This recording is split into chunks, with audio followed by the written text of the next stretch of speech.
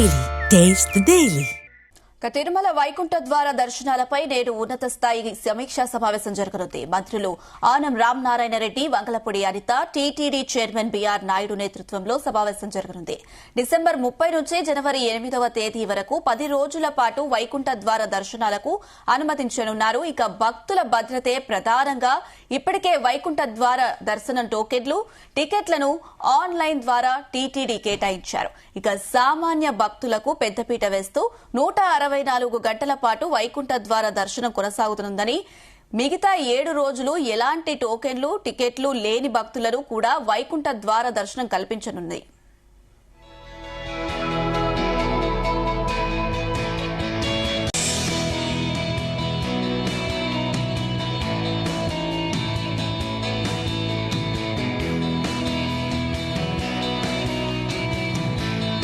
ఇదే అంశం సంబంధించి మరిన్ని అప్డేట్స్ మా ప్రతినిధి నరేష్ అందిస్తారు. Yes Naresh. Thank you.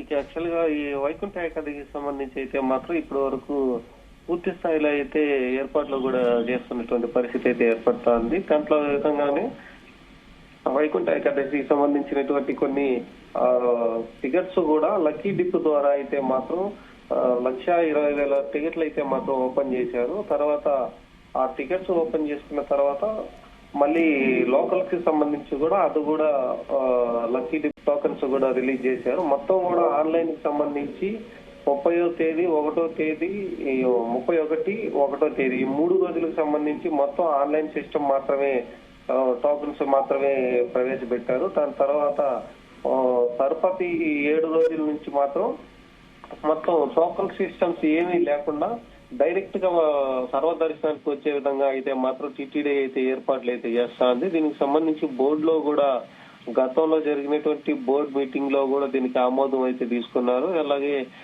Recent గా జరిగినటువంటి మొన్న మంగళవారం జరిగినటువంటి బోర్డు మీటింగ్ లో కూడా ఇదే తరహాలో కూడా నిర్ణయాలు అయితే తీసుకున్నారు.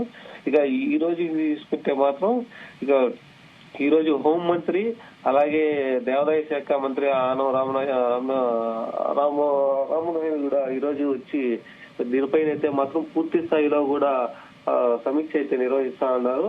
ఒక వైకుంఠ ఏకాదశికి సంబంధించి గతంలో జరిగినటువంటి తొక్కిసలాటలన్నింటినీ కూడా దృష్టిలో ఉంచుకొని అటువంటివి ఏమీ లేకుండా ఉండేందుకు ఆన్లైన్ లో అయితే మాత్రం దీనికి అయితే తీసుకురావడం, అలాగే హోమ్ మినిస్టరు, దేవాదాయ శాఖ మంత్రి, తిరుమల తిరుపతి దేవస్థానం సంబంధించినటువంటి అదనపు ఈఓ గాని, అలాగే ఈఓ అనిల్ సింఘాల్ గాని, ఇక టీటీడీ చైర్మన్ బీఆర్ నాయుడుతో కలిసి, అలాగే ఇక ఇంజనీరింగ్ డిపార్ట్మెంట్ లో గాని, అలాగే తిరుపతికి సంబంధించినటువంటి ఎస్పీకి సంబంధించి కూడా అందరితో కూడా మమేకం అయ్యేసి దీనిపైన పూర్తి స్థాయిలో కూడా ఏర్పాట్ల పైన అయితే మాత్రం సమీక్షిస్తా ఉన్నారు. దీన్ని ఛాలెంజ్ గా తీసుకునేటువంటి ఒకవైపు గవర్నమెంట్ గానీ, అలాగే ఇంకొక వైపు టీటీడీ కూడా దీన్ని ఛాలెంజింగ్ గా తీసుకొని గతంలో జరిగినటువంటి తొక్కిసలాటను మరొకసారి పునరావృతం కాకుండా ఉండేందుకైతే మాత్రం ఇప్పటి వరకు దీనిపైన పూర్తి స్థాయిలో కూడా ఏర్పాట్లు చేయాలనేసి అయితే చెప్తున్నారు. ఇప్పటి వరకు వైకుంఠం క్యూ కాంప్లెక్స్ నుంచి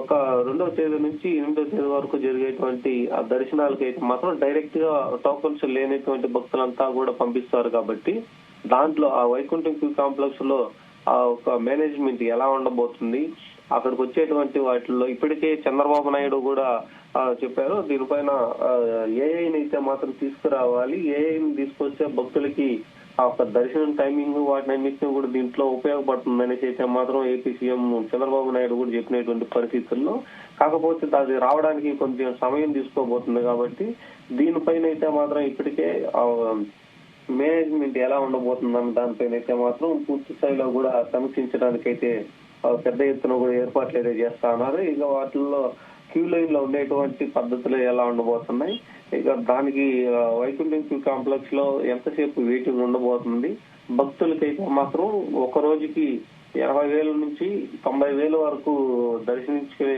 విధంగా కూడా ప్లాన్ చేస్తున్నటువంటి పరిస్థితి అయితే ఉంది. ఇప్పటికే ఆన్లైన్ కి సంబంధించినటువంటి 3 రోజులకు సంబంధించి ఒకవైపు వివిఐపీలు, మరోవైపు వచ్చేటువంటి సెలబ్రిటీస్, ఇక ప్రోటోకాల్ దర్శనాలు మినహాయించి మిగతా వారికి అందరికీ కూడా లక్కీ డిప్ లో వాళ్ళకి టికెట్స్ కూడా పంపించేసినటువంటి పరిస్థితి. అలాగే ₹300 ప్రత్యేక ప్రవేశ దర్శనాలు, మరోవైపు శ్రీవాణి దర్శనాలకు సంబంధించి కూడా ఆన్లైన్ లో వాటి కోసం కూడా రిలీజ్ చేసినటువంటి పరిస్థితి.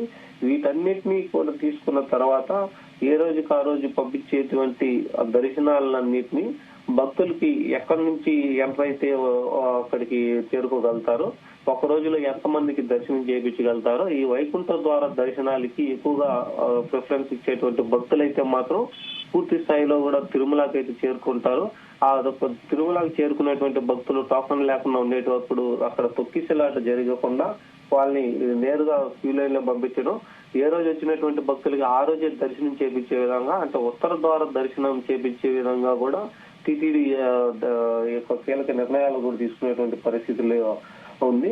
ఇక మొదటగా అంటే 30వ తేదీ వైకుంఠ ఏకాదశి, 31 ద్వాదశి, ఇక 1వ తేదీ సంబంధించి ఈ 3 రోజులు కూడా ఆన్లైన్ కి సంబంధించినటువంటి టోకను లేదా వాళ్ళకి ఉండేటువంటి ఇంత ముందుగా బుక్ చేసుకునేటువంటి టోకన్స్ అవి ఉంటే తప్ప వారికి ఆ 3 రోజులు మరొకరికి దర్శనం లేదనేసి అయితే మాత్రం టీటీడీ అయితే చెప్పింది. ఇక 2వ తేదీ నుంచి 8వ తేదీ వరకు అయితే మాత్రం ఎటువంటి టోకన్స్ తో పని లేకుండా డైరెక్ట్ గా వెళ్ళిపోయేటువంటి ప్రక్రియ అయితే మాత్రం టీటీడీ అయితే తీసుకురావడం జరిగింది. సో ఈ విధంగా తీసుకొచ్చినటువంటి దీంట్లో మరోవైపు కొంతమంది ఈ యొక్క లక్కీ డిప్ లేనటువంటి భక్తులు కూడా కొంతమంది వాపోతున్నటువంటి పరిస్థితి ఉంది. ఎందుకంటే వాళ్ళకి కొంతమంది గోవింద మాల వేసుకొని స్వామివారి దర్శనానికి అయితే రావడం అయితే జరుగుతుంటుంది. అటువంటి వాళ్ళని ఇటువంటి లక్కీ డిప్ లో రావడం అనేది కూడా కొద్దిగా అభ్యంతకరం కూడా వ్యక్తం చేస్తారు. దీనికి టీటీడీ కూడా వారికి మరొక ఛాన్స్ కూడా ఇచ్చినటువంటి పరిస్థితులు కూడా ప్రస్తావిస్తుంది sir. Right Naresh, thank you.